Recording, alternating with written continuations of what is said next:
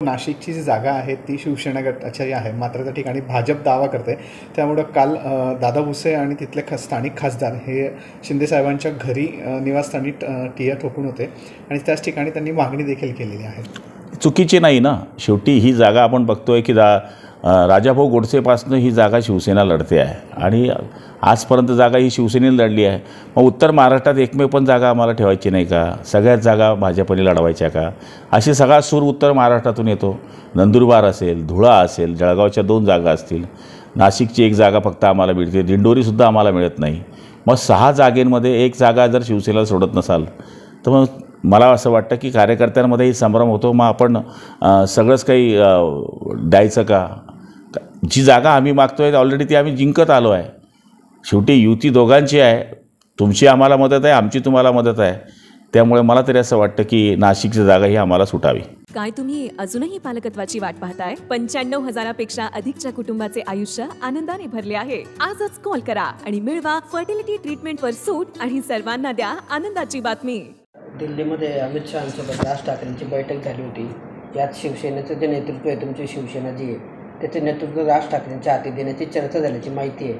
आता हे राज ठाकरेंचे नेतृत्व तुम्हाला मान्य असेल का भाऊ? कारण शहाजी बापूंनी म्हटलं की आम्हाला मान्य नाही. मला याच्यातली कुठली गोष्टीची कल्पना नाही आणि असं काही आमच्याकडे सूचनासुद्धा नाही. पण शेवटी जो निर्णय घेतील ते एकनाथ शिंदेसाहेब घेतील आणि मला तरी असं वाटतं की पक्षाला जे हिताचं आहे, पक्षाला जे पोषक आहे, पक्षाला जे चांगलं होणार आहे तोच निर्णय पक्ष नेतृत्व घेतो. त्यामुळे बातम्या आल्या, काही गोष्टी झाल्या, पण शेवटी पक्षाच्या नेते मंडळीच्या समोर, उपनेत्यांच्या समोर जोपर्यंत ही बाब चर्चेला येत नाही तोपर्यंत आपण ती सत्य मानावी असं मला वाटत नाही. हा पण राज ठाकरेंनी समजा नेतृत्व झालं, उद्या शिवसेनेचं नेतृत्व हाती घेतलं तर ते मान्य असेल का आपल्याला? कसं अजून त्या गोष्टीला जर शिक्कामोर्तबच झाला नाही तर आपण त्या गोष्टीमध्ये या ठिकाणी बोलण्यात अर्थ नाही असं मला या ठिकाणी वाटतं. शेवटी एकनाथ शिंदेसुद्धा एक सक्षम नेते आहेत. राज ठाकरेंचा कायमस्वरूपी शिवसेनेमध्ये काळामध्ये आम्ही आदर केलेला आहे. तो आदर आमच्या मनामध्ये कायम राहणार आहे. पण शेवटी पक्षाचे निर्णय घेण्याकरता फ्लोअरवर या गोष्टी यायला पाहिजे. जोपर्यंत या फ्लोअरवर येत नाही, त्याच्यावर चर्चा होत नाही, शिक्कामोर्तब होत नाही, तोपर्यंत त्याच्यावर चर्चा करणे मला वाटतं ती वायफळ चर्चा होईल असं मला वाटते. बच्चू कडूंनी पण म्हटलेलं आहे आता की महायुतीला मला जो सन्मान मिळाला पाहिजे, आदर मिळाला पाहिजे, तो मिळत नाही आहे. त्याच्यामुळे महायुती आमचा वापर करून घेत असेल तर आम्हाला विचार करावा लागेल, आम्ही महायुतीतून बाहेर घेऊ अशी पण चर्चा त्यांनी इशारा दिलेला आहे.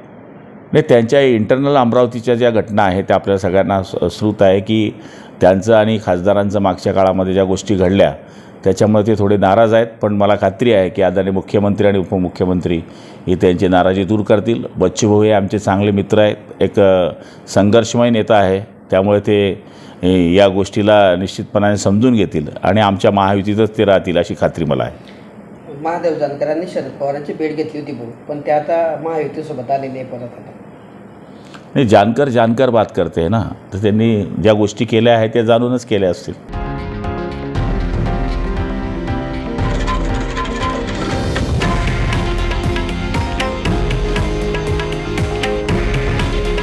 हे आहे देशातील नंबर 1 न्यूज नेटवर्क आणि आपण पाहत आहात TV9 मराठी. काळजी तुमची, हित महाराष्ट्राचं.